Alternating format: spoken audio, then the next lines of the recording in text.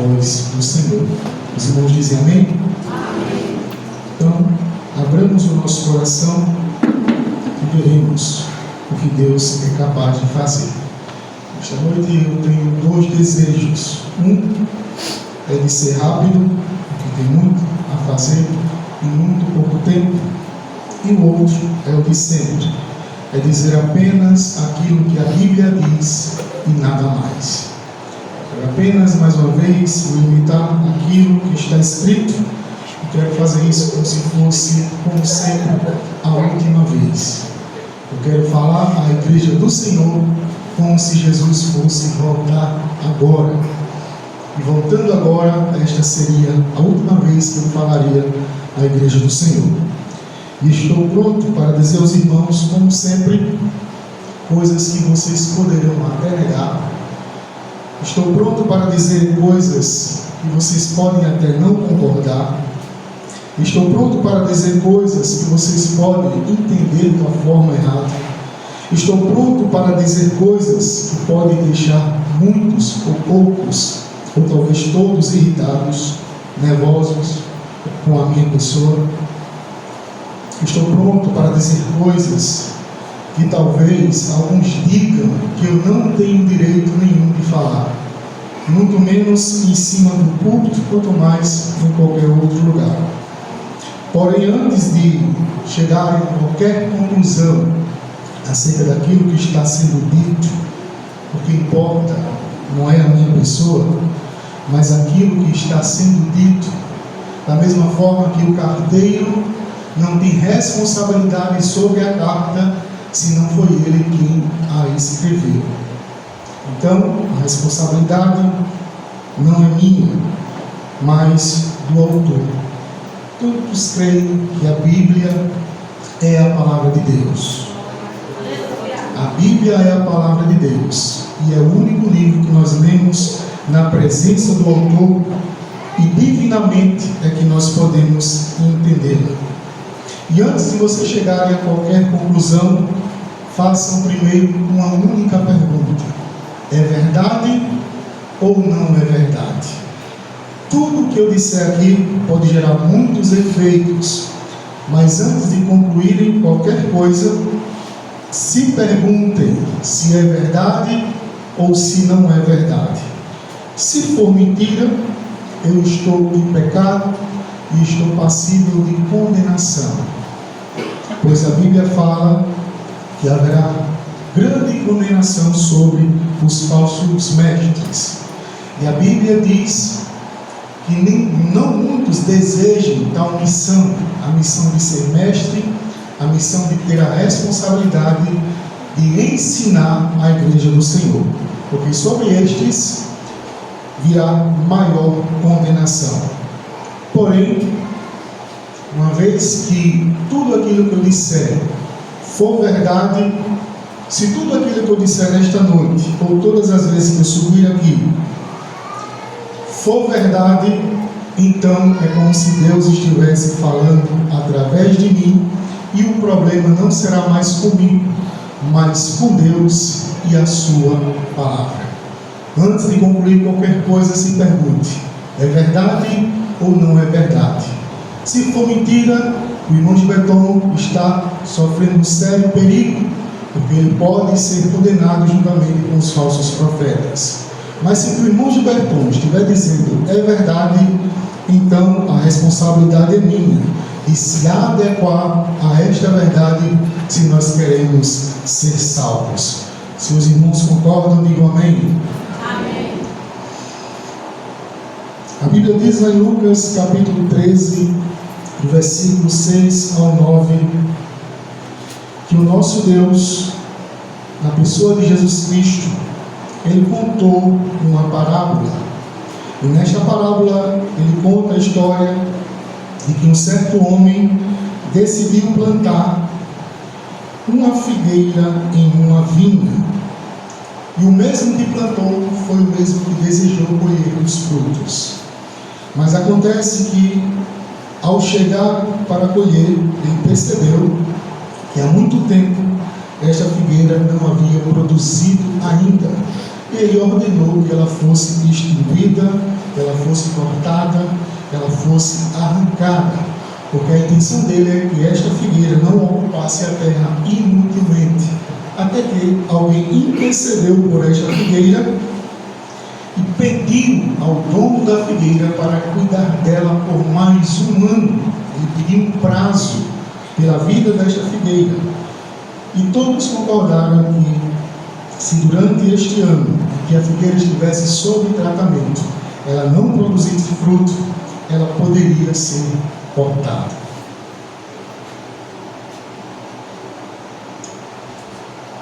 Nesta parábola, nós observamos que a figueira estava sobre solo fértil. A figueira tinha o privilégio de ser regada, de ser cuidada, mas ela não respondia com frutos. E o problema não era a falta de oportunidade, mas a falta de resposta. É Deus dizendo: eu vou dar mais uma chance, mas o prazo ele ainda existe. Quantos consideram o nosso Deus como um Deus de segundas chances? Deus é Deus de segundas chances? Você crê que Deus é aquele que está sempre disposto a dar uma segunda chance? Mas nem por isso nós podemos nos conformar e viver em misericórdia. Hoje, um companheiro de trabalho veio me questionar, não sei porquê, conversando com outro alguém que estava à frente dele, e passando pelo caminho ele me parou e disse: me diga uma coisa, um crente de verdade, quando ele peca, ele quer fazer o quê? Eu disse: quando o crente peca, se ele for crente de verdade, ele quer morrer. Ele quer se arrepender de alguma forma. E ele disse: por quê? E eu disse: porque agora ele é co-participante da natureza divina. Ele serve a um Deus santo e que ele santifica de dentro para fora. E ele continua a conversa. Eu fui embora. Eu percebi quando ele disse: meu amigo, se o crente for um crente de verdade, o Espírito Santo mora dentro dele. E toda vez que ele peca, o Espírito Santo é o primeiro a dizer que ele está errado. E ele não se conforma com isso. E ainda de longe eu disse: essa é a verdadeira conversão e o verdadeiro arrependimento. E é assim que a Bíblia ela nos ensina. Deus é o Deus das segundas chances. Mas nem por isso nós devemos viver de misericórdia, como se pecar fosse uma fraqueza e a vitamina fosse pecar mais ainda. Deus não rejeita um coração quebrantado e contrito, mas um coração que se endurece, que não se arrepende. Um dia a conta chega e o prazo terá um limite. Era isso que estava acontecendo com essa figueira. Deus a todo tempo se revela nas Escrituras desta forma, como um Deus que está disposto a dar uma segunda chance, um Deus misericordioso, um Deus que estabelece um prazo para que a resposta ela venha. O dono da vinha vinha buscar fruto por 3 anos, mas ele não encontra.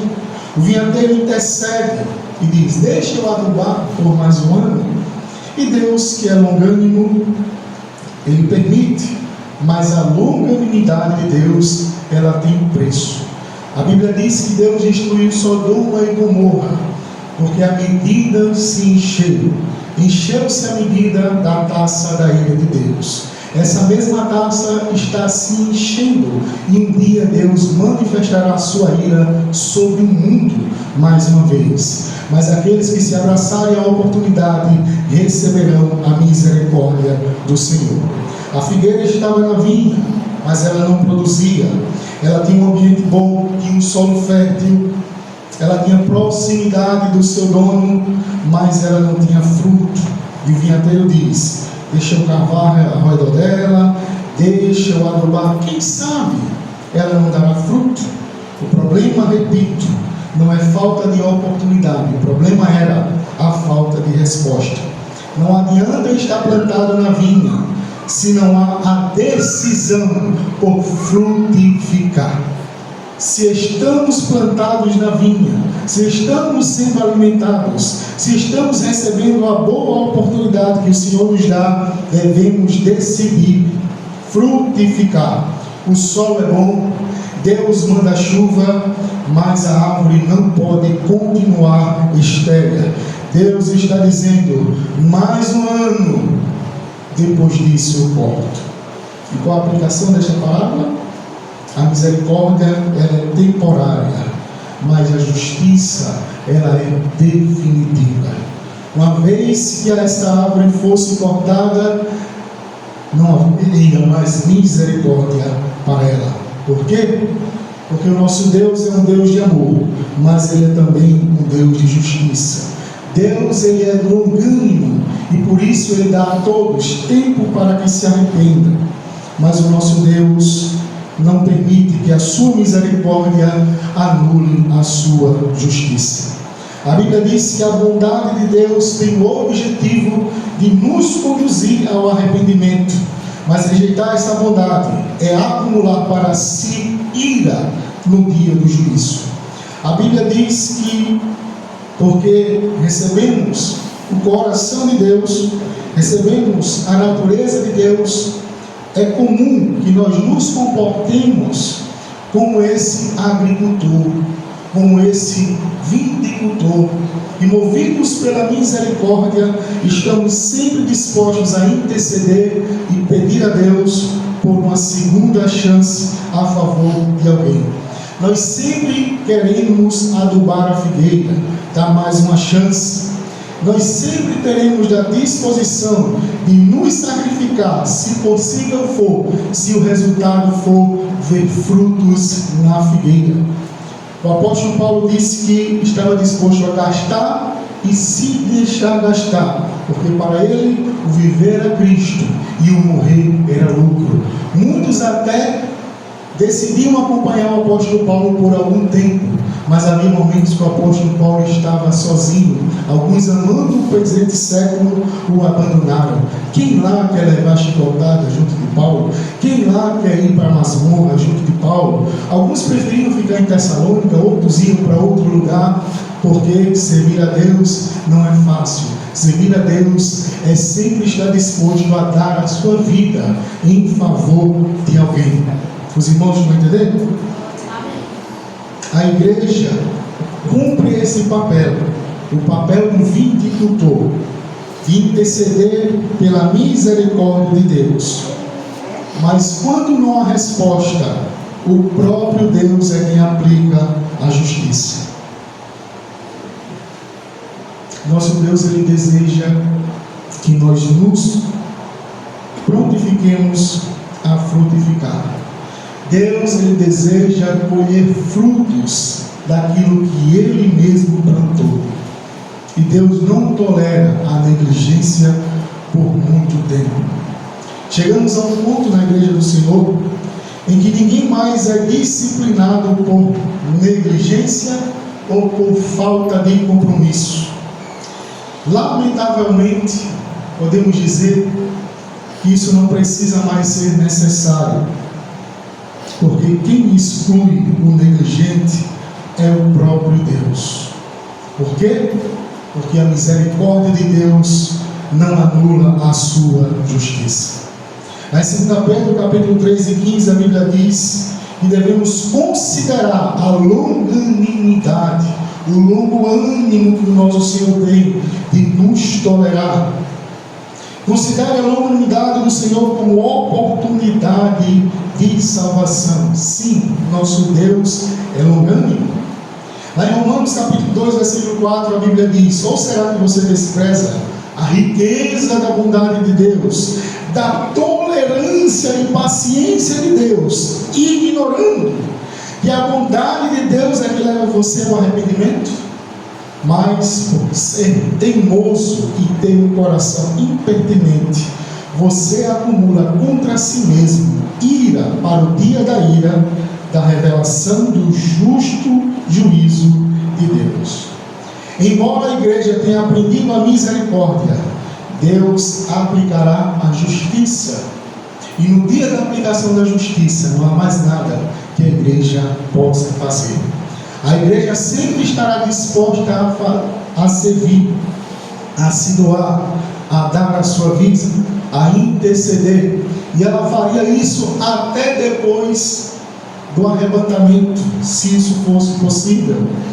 Mas quem estabelece o limite é Deus. O desejo da igreja é que Deus tenha misericórdia, porém, embora Deus seja longânimo, Ele mesmo tomará as providências com relação àqueles que decidem não produzir frutos por sua própria negligência. Moisés, em dado momento da sua vida, olhando para um povo que não respondeu a Deus e havia chegado o dia do juízo, ele se comportou como esse viticultor, ao ponto de ele mesmo dizer: Deus, poupa o povo. E Deus disse: não, Moisés, chegou o dia, de você eu farei uma nação, mas esse povo não entra na terra. E Moisés disse: eu peço que você poupe o povo, perdoe o pecado do povo, do contrário, eu peço que você risque o meu nome do livro da vida. Moisés, ele preferia morrer com o povo do que ver aquele povo sendo cortado. A igreja aprendeu a misericórdia, e muitas vezes nós temos paciência, nós toleramos, nós fazemos vista grossa, mas com Deus não é bem assim. Chegou um ponto na vida do apóstolo Paulo, depois de ser maltratado, perseguido, teve que escapar por sua vida por muitas vezes nas mãos de judeus. Ele olhava para os judeus não com vingança, mas com um olhar de misericórdia, e dizia: Deus sabe a sinceridade do meu coração.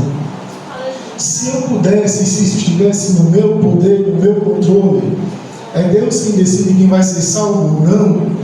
Se eu pudesse, eu abriria mão da minha salvação. Se eu pudesse, eu seria separado de Cristo por amor dos meus irmãos. Se eu pudesse, eu não passaria só um ano, não. Eu passaria a eternidade tentando adubar, tentando fazer alguma coisa. Mas quem decide isso não é a igreja, é o próprio Deus. O crente é tão misericordioso que ele não hesita em se sacrificar em prol dos perdidos, estejam ele dentro ou fora de casa. A história conta de missionários que se vendiam como escravos para pregarem o evangelho aos escravos. Quem que faz isso na vida do homem, o transformando a tal ponto, se não for o Deus misericordioso em que nós servimos? Nós aprendemos do Senhor a misericórdia, porque sabemos que a justiça está nas mãos dele. A igreja, no exercício da misericórdia, deseja continuar adubando. E diz no versículo 8, o texto que nós lemos: Senhor, deixa ainda este ano, até que eu escape ao redor dela e ponha estrume e adube e dê os nutrientes necessários. Talvez o solo esteja bom, mas ela precise de mais. Deixa eu dar um empurrãozinho, deixa eu fazer alguma coisa. Não corta não, Senhor. Tem misericórdia por mais um tempinho. Mas infelizmente, árvores sem frutos serão cortadas.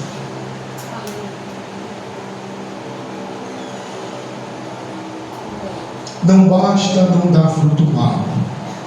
Árvore boa não é a que não dá fruto mau. Árvore boa é a árvore que produz fruto bom.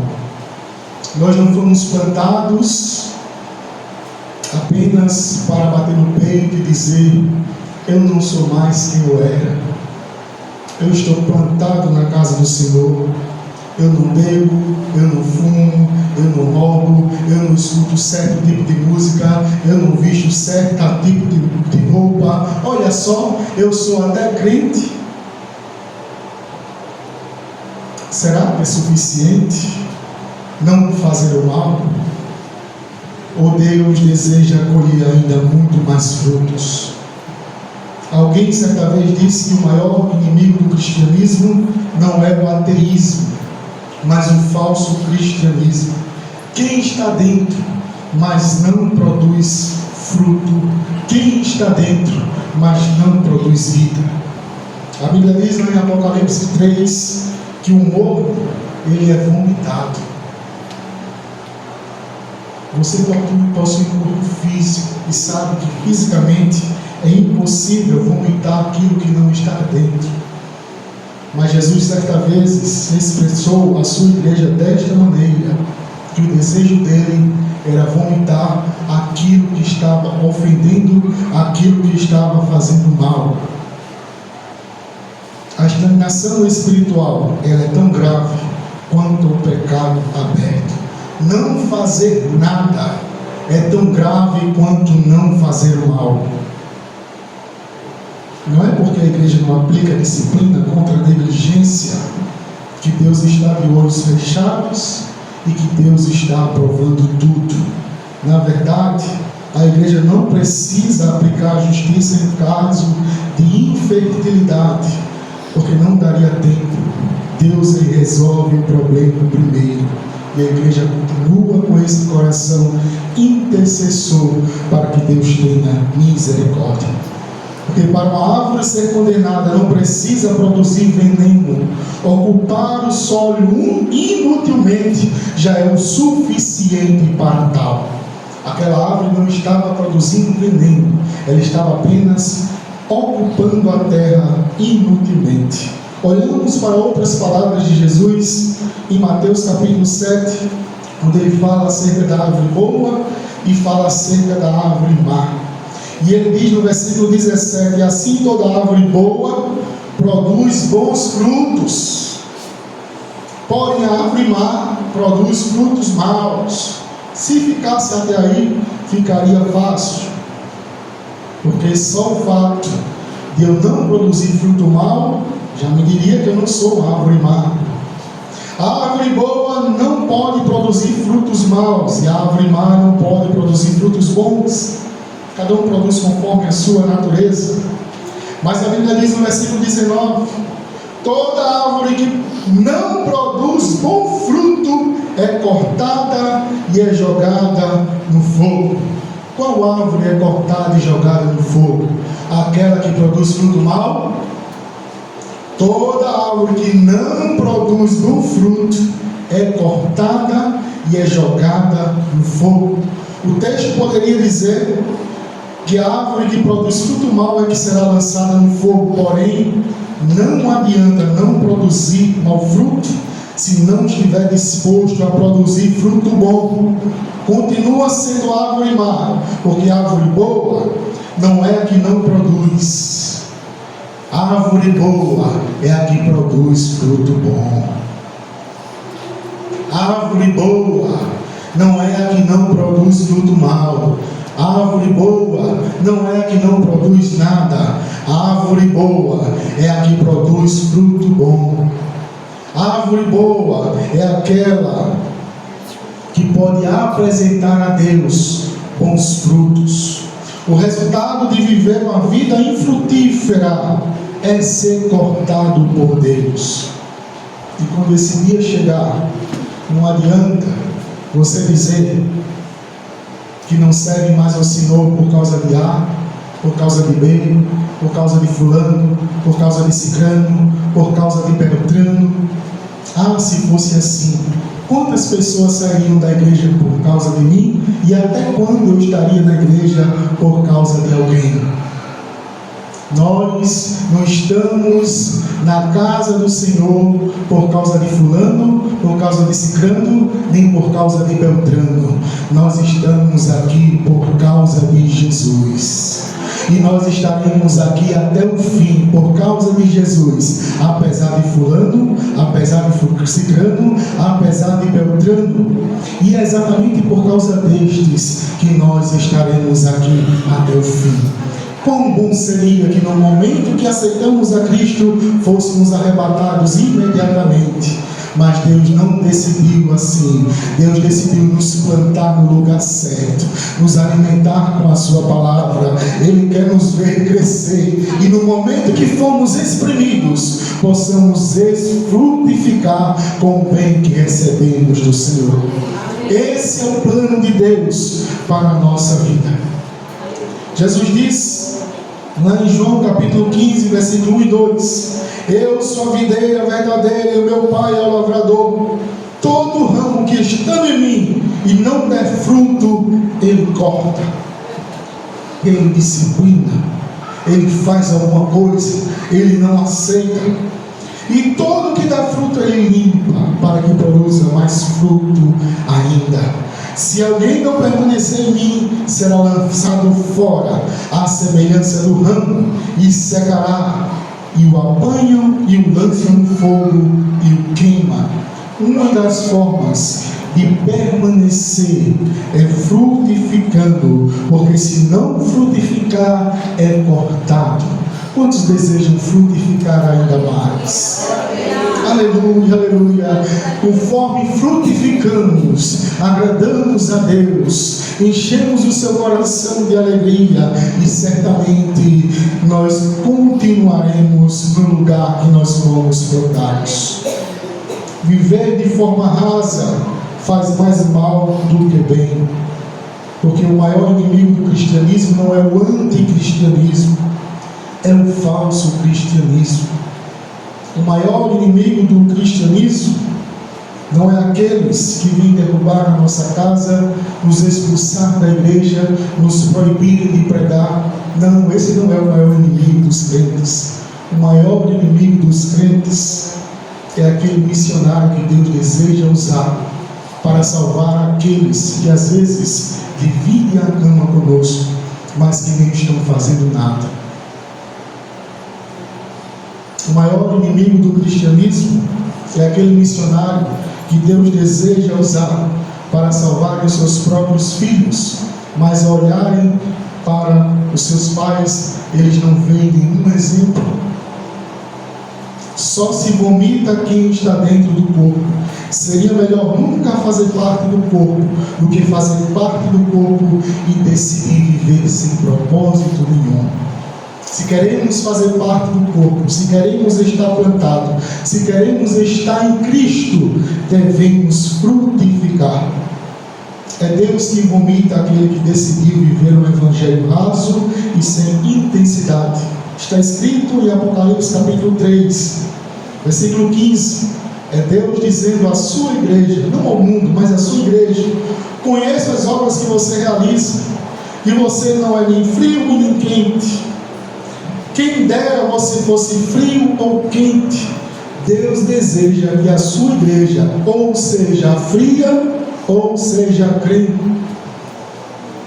E ser quente não é da glória a Deus, ser batizado com o Espírito Santo. E ser frio é ficar calado na igreja. Não.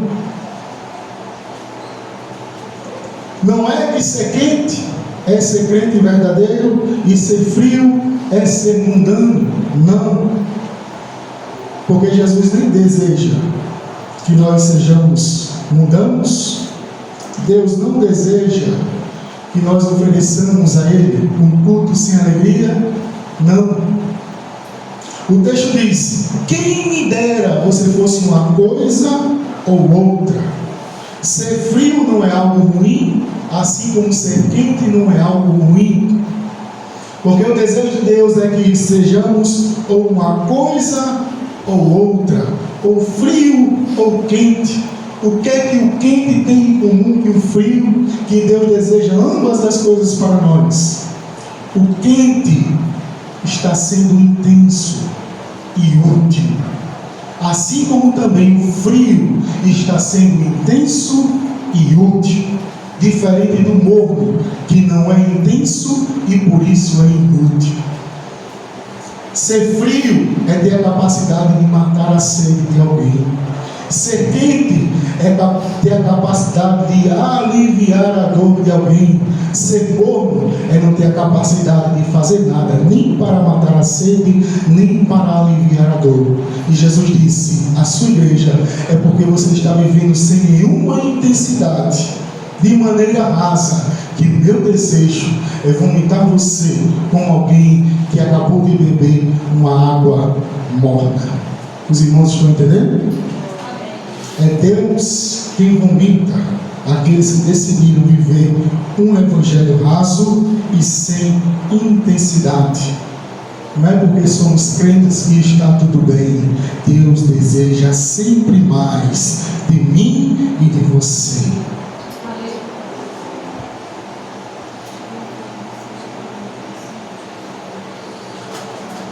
Por isso, não fique tão lisonjeado se alguém dizer que você é crente. Agradeça apenas pela misericórdia de Deus. Nem muito menos fique ofendido se alguém disser que você não é. Porque se somos crentes ou não somos crentes, é pela misericórdia de Deus.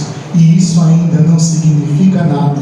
É apenas o começo do que Deus exige de nós. E o melhor é que Ele está disposto a completar a boa obra que Ele começou em cada um de nós. Há um perigo na omissão, há um perigo no egoísmo. A árvore foi cortada porque não produziu. E nós temos o dever também de viver em prol do nosso próximo. Nós não podemos viver para nós mesmos. Nenhuma planta tem o direito de comer do seu próprio fruto. Ninguém, nem nada neste mundo que tem vida, vive para si mesmo. Um rio não bebe a sua própria água, uma planta não come do seu próprio fruto, e eu e você também não podemos viver para nós mesmos. Deus deseja investir cada vez mais e mais em mim e em você, e o resultado disso, e o fruto disso, é que através de você Ele possa abençoar outros. Por isso não podemos nos conformar de ser apenas crentes. O nosso desejo, se somos crentes, é que outras pessoas também possam alcançar a mesma salvação. E este é o resultado da obra que Deus começou a fazer em mim e em você. A partir do momento que nos convertemos a Cristo, nós deixamos de viver para nós mesmos e nós vivemos em busca de um único resultado: é glorificar o nome do Senhor.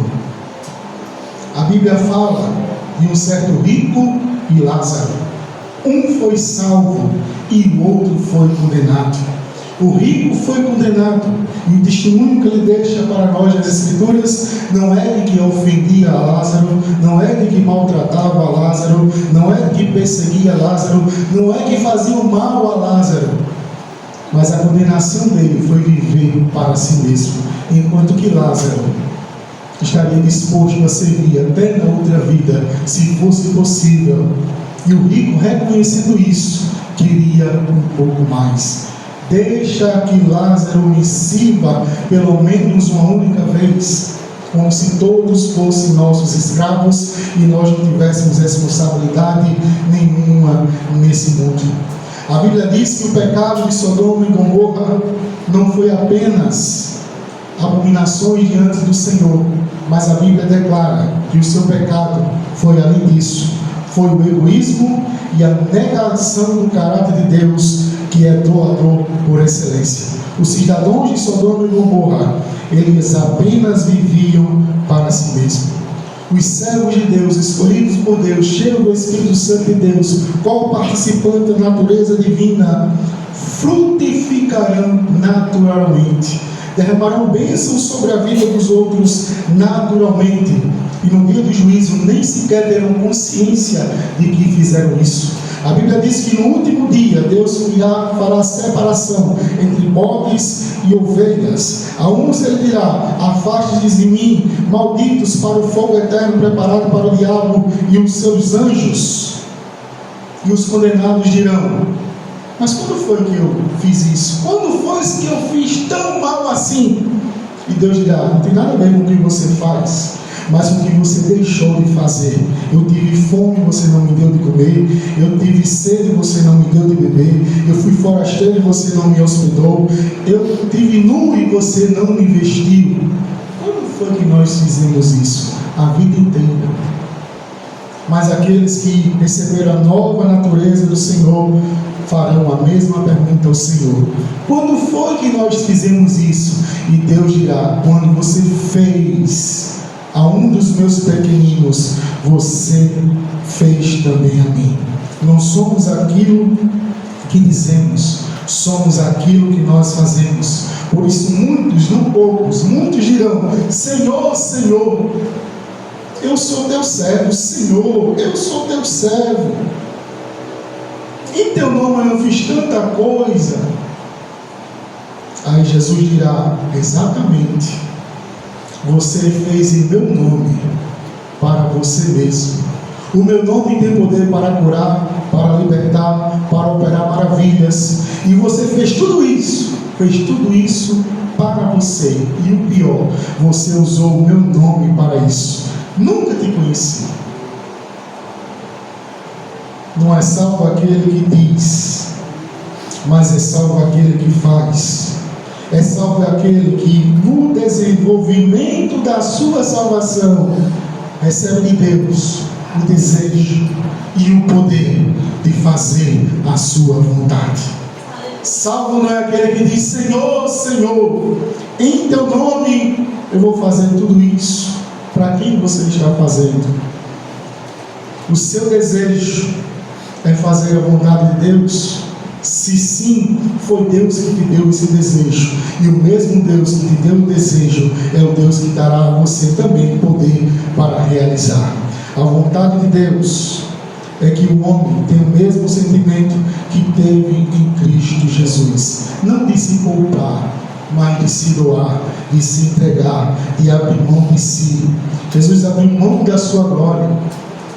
Ele não levou por usurpação o direito de ser Deus, o que deveria ser retido a qualquer custo, mas ele abriu mão da sua glória.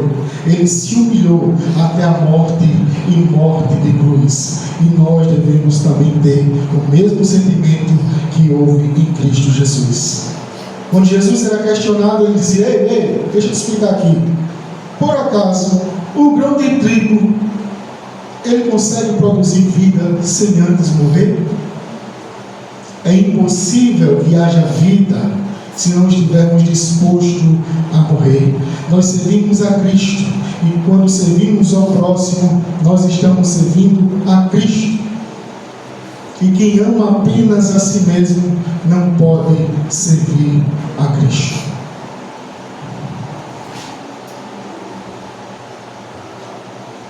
Uma das respostas que nós podemos dar a Deus, se é que nós queremos isso, quantos desejam frutificar ainda mais? Uma das respostas que nós podemos dar a Deus se manifesta em forma de culto.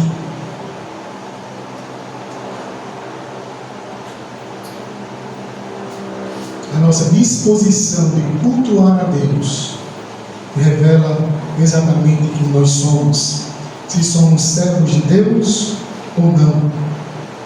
Culto é compromisso, culto é entrega, culto é discernimento do corpo de Cristo.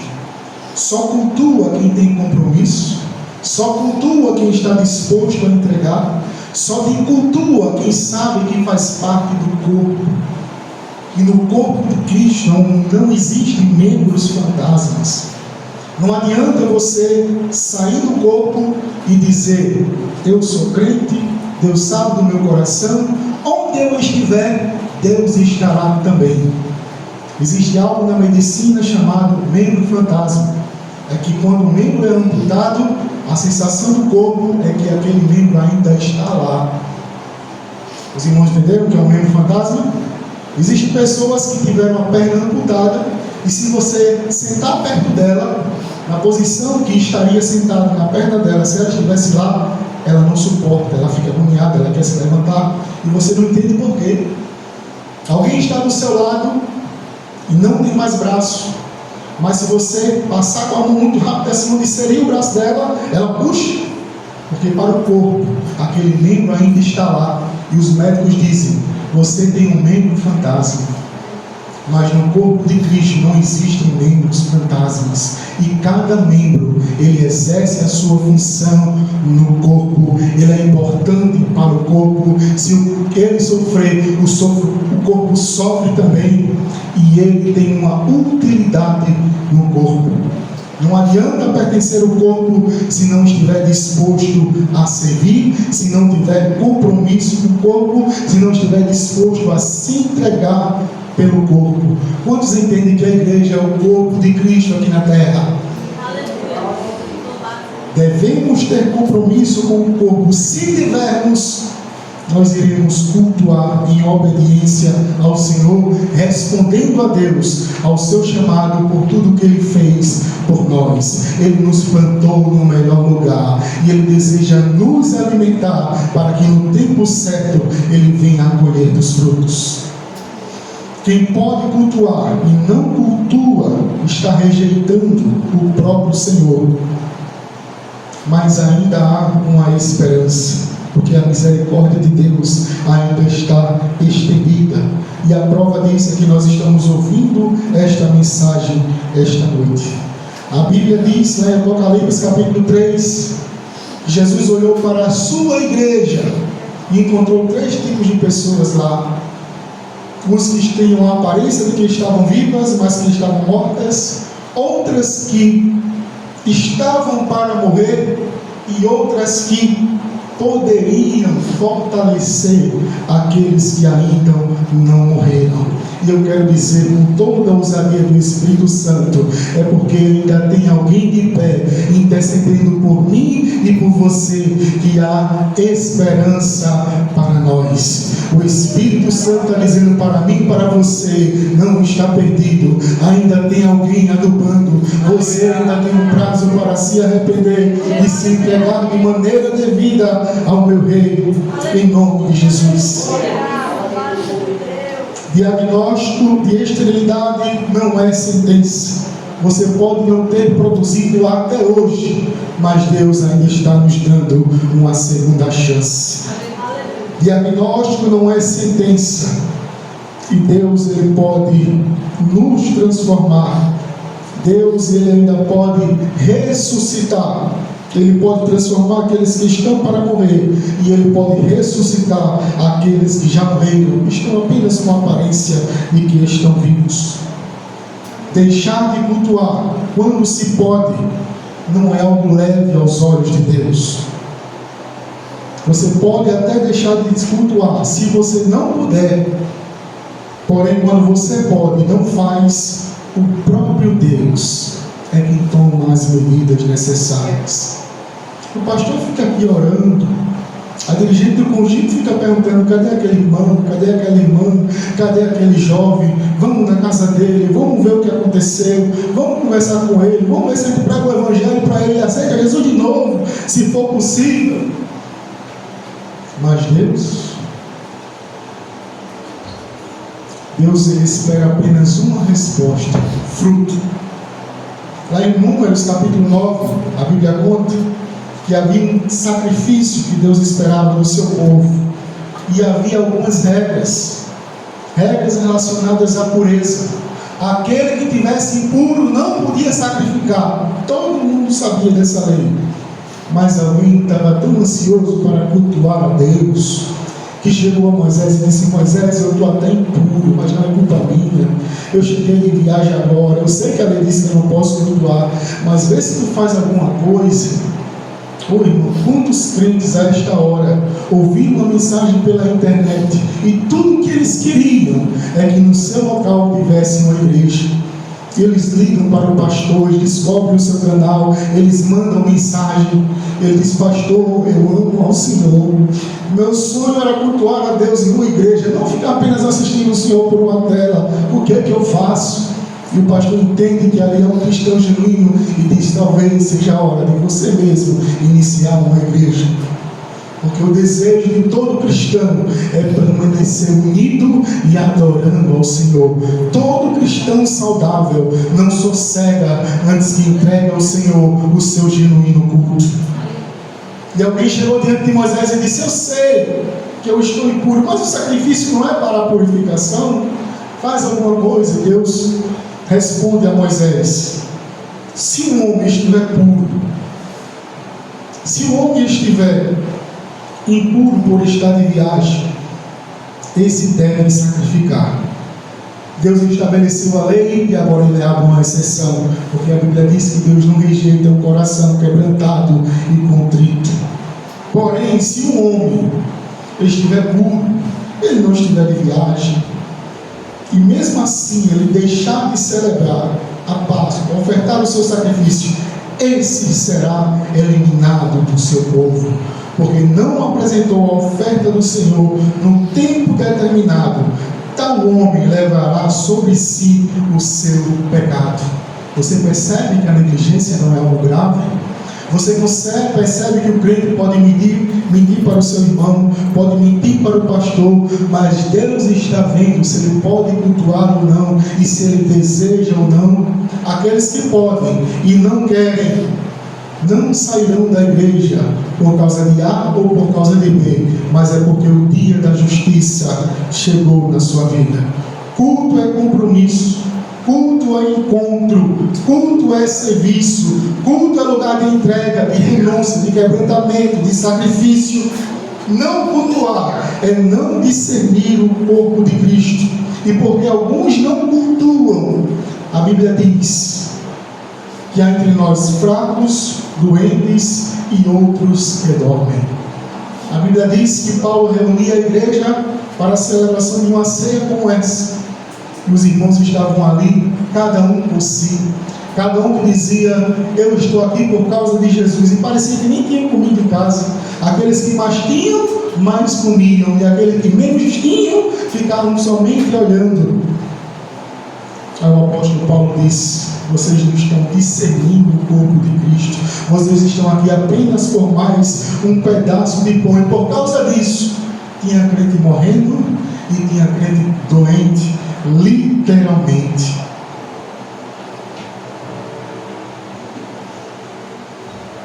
Mas como ainda há alguém que cultua, como ainda há alguém na brecha, como ainda há alguém com o coração cheio de misericórdia e não deixa de interceder por mim e por ti, é possível que nós sejamos fortalecidos.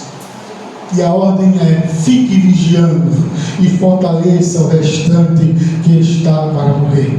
Porque diagnóstico não é sentença. Ainda que esteja morto, quando Jesus chega, aleluia, quando Jesus chegar, esse viverá. Não houve um sepultamento que Jesus não estragou. Aleluia. Para o morto só existem duas opções: ou velório ou ressurreição. Mas quantos creem que o Deus que ressuscita está aqui nesta noite? Aleluia, aleluia. Jesus está aqui no nosso meio e Ele tem poder de operar da maneira que Ele apraz. Deus, Ele tem compromisso com aqueles que estão dispostos a desenvolverem a sua salvação. Lá em Hebreus capítulo 2, no versículo 1 por diante, a Bíblia diz: por esta razão importa que nos apeguemos com mais firmeza às verdades ouvidas, para que dela jamais nos desviemos. Porque se a palavra falada por meio de anjos se tornou firme em toda transgressão ou desobediência, recebeu justo castigo, como escaparemos nós, se não levarmos a sério tão grande salvação? Quantos creem que Jesus nos salvou? Devemos levar a sério essa salvação, porque Deus não tem compromisso com o negligente. É necessário se apegar com firmeza a esta salvação, porque a salvação é confirmada com esforço. A Bíblia diz lá em 2 Pedro, no capítulo 1, que devemos concentrar todos os nossos esforços para que a nossa fé seja acrescentada, e que estas qualidades estando presentes, porque não basta apenas ter fé, não basta apenas dizer que crê em Jesus, é necessário concentrar todos os esforços para que a fé tenha um acréscimo de virtude, e a virtude tenha um acréscimo de conhecimento, e a este conhecimento seja acrescentado o domínio próprio, e ao domínio próprio a perseverança, e a perseverança a piedade, e por aí vai, a lista é enorme. Adianta ter fé sem ter perseverança, irmãos? perseverança é que alcançaremos o resultado da nossa fé. Ter fé não é o bastante. Ainda que tenhamos fé, concentremos todos os nossos esforços para perseverarmos até o fim. E essas qualidades devem aumentar cada vez mais. Não basta apenas ser crente, é necessário desenvolver a salvação. E esta é feita com esforço. Filipenses 2:12, a Bíblia diz: assim, meus amados, como vocês sempre obedeceram, não só na minha presença, por muito mais agora na minha ausência, desenvolvam a sua salvação com temor e tremor, porque Deus é quem efetua em vocês tanto querer como realizar segundo a sua boa vontade. Todos que são salvos precisam desenvolver a sua salvação, algo impossível para o negligente. A vontade de Deus é que a nossa salvação seja desenvolvida cultuando ao Senhor. Cultuar não é invenção de homem, é uma ordem divina. A Bíblia diz lá em Hebreus capítulo 10 e 19, a uma igreja que estava preferindo voltar ao judaísmo, voltar a sacrificar o cordeiro, voltar a guardar o sábado, achando que a salvação estava nisso. Por quê? Porque ser crente estava difícil demais. Por dizer que era cristão, era capaz de você estar pendurado numa cruz no outro dia. Mas o apóstolo, escritor de Hebreus, diz: portanto, meus irmãos, tendo ousadia para entrar no santuário pelo sangue de Jesus, pelo novo e vivo caminho que Ele nos abriu por meio do véu, isto é, pela sua carne, e tendo um grande sumo sacerdote na casa de Deus, não é um cordeiro, é Cristo, aproximemos com o coração sincero e plena certeza de fé, tendo o coração purificado da má consciência e o corpo lavado com água pura. Agora é a palavra que purifica, não é o sacrifício. Guardamos firmes a nossa confissão da esperança sem vacilar, pois quem fez a promessa é fiel. Mas e agora, o que é que eu faço? Está tão difícil ser crente? Eu acho que não vou para a igreja não, porque eu não chego nem lá. Talvez o Império Romano me pegue se arrastando pela rua, toque fogo em mim. Nesse primeiro posto que ele encontrar, o que é que eu faço? Cuidemos também de nos animar uns aos outros no amor e na prática das boas obras. Tem algo que você pode fazer. Não deixemos de nos congregar como é costume de alguns. Pelo contrário, façamos a administração, ainda mais agora que vocês veem que Deus se aproxima. Tá, isso tudo que você está vendo é porque Jesus está já voltando. Mas não desiste agora não, vai-te embora para a igreja, que tem um irmão lá precisando de tu, e tu cuidando dele, ele cuidando de ti. Eu volto já já. Você crê nesta palavra? Você crê que a igreja é o lugar certo? É o lugar que Deus te plantou, e é aqui que você vai frutificar em nome de Jesus? E o fruto que você dá não é para você, é pelo outro mesmo. Você não congrega por você, é pelo outro. Culto é serviço, culto é entrega, culto é rendição, culto é adoração. Você não veio aqui para receber nada, você veio aqui apenas oferecer. E este é o resultado da obra que Deus tem feito na minha e na tua vida. Foi para isso que Ele te plantou, foi para isso que Ele investiu em você, e Ele deseja colher dos frutos. Quantos são gratos pela misericórdia do Senhor? Aleluia. Deus é misericordioso, mas também é justo. O tempo da misericórdia é a oportunidade do arrependimento. O maior perigo não é produzir fruto mau, mas tão perigoso quanto produzir fruto mau é não produzir fruto algum. A estagnação, a omissão, o egoísmo são sinais de infrutificação. Mas hoje ainda há tempo de escavar, ainda há tempo de adubar, ainda há um prazo. A misericórdia de Deus é o tempo da oportunidade. A justiça de Deus é o fim da oportunidade. Hoje Ele espera frutos de cada um de nós. Só quem crê na palavra de Deus e deseja frutificar, dá uma glória para Jesus nesta noite. Aleluia, aleluia. Cantemos o hino de número 39 da nossa harpa, enquanto nós nos preparemos para a celebração da ceia do Senhor. Mas antes, estejamos de pé e vamos ler o texto da palavra de Deus. Mateus